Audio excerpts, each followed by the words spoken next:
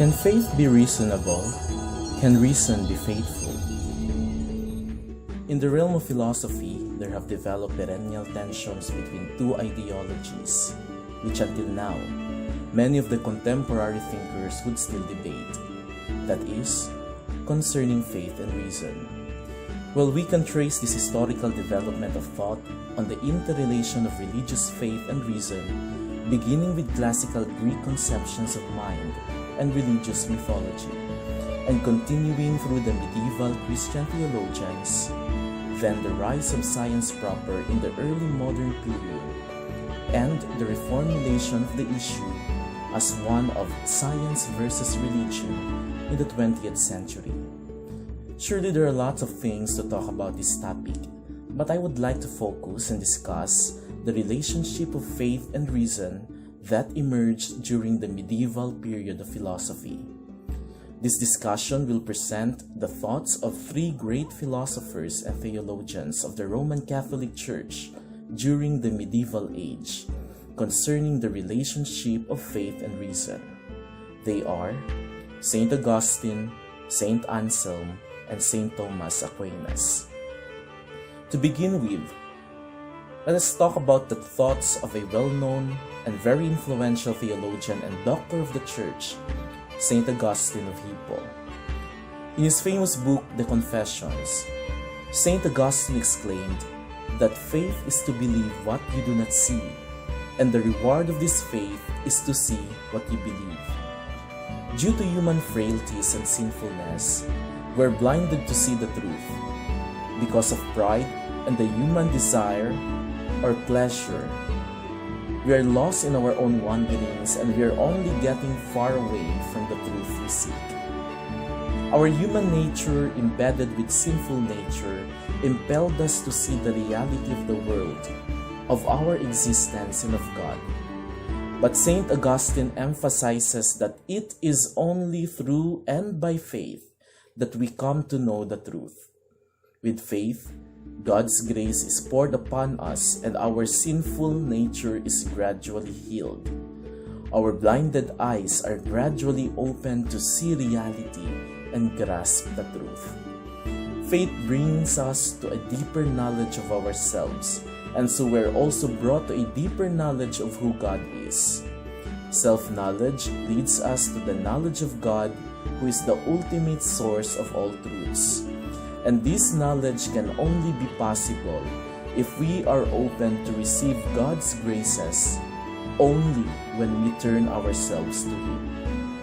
As Saint Augustine's famous line will say, "My heart is restless until it finds its rest in you." This is but a humble acknowledgement that we will never cease seeking for truth, seeking for contentment, seeking for rest, not unless we return to God and accept the truth, serenity, and rest He offers us.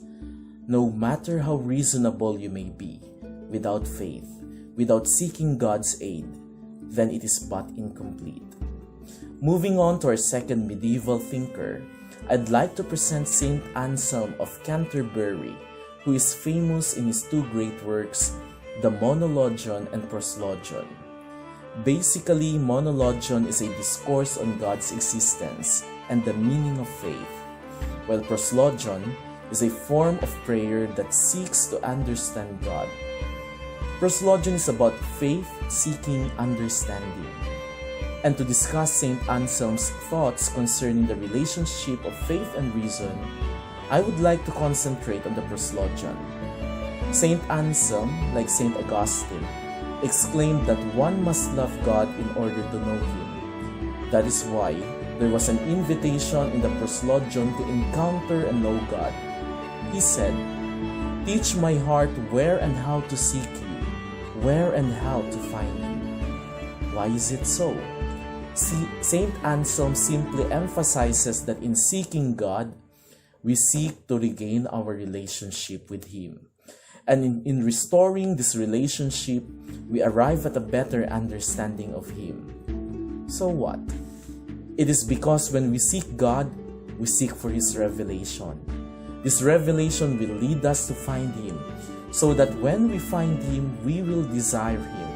and this is the only way for us to love Him. For it is in seeking, revealing, finding, and loving God that we can be able to deeply know Him, and in knowing Him, we can be able to know the truth. Yet, our reason alone is limited to do all this. Our human faculty and capacity cannot completely see that fullness of God. But it is the light of God that makes manifest Himself to man so that we can understand and know Him. It is necessary to believe first so that we may truly understand. Credo ut intelligam. I believe, therefore I understand. As Saint Anselm would affirm, how great that light is from which shines everything true that illumines the rational mind. Last but not the least, the great theologian Saint Thomas Aquinas. I believe of all the medieval thinkers who laid down the relationship between faith and reason, he was the one who made a very concrete and definite synthesis. Undeniably, even up to now, his works, especially the Summa Theologiae, have greatly influenced the minds of our philosophers and theologians. For Aquinas, faith and reason are two ways of knowing. They never contradict each other, nor they are in conflict with each other. Both are essential to arrive at the truth. The absence of one makes the other incomplete. Reason is that which is abstracted from our mental or intellectual processes and experiences.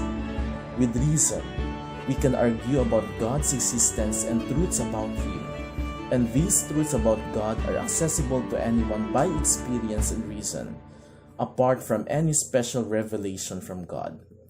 Faith, on the other hand, comprises what our minds cannot know but only through God's revelations to us.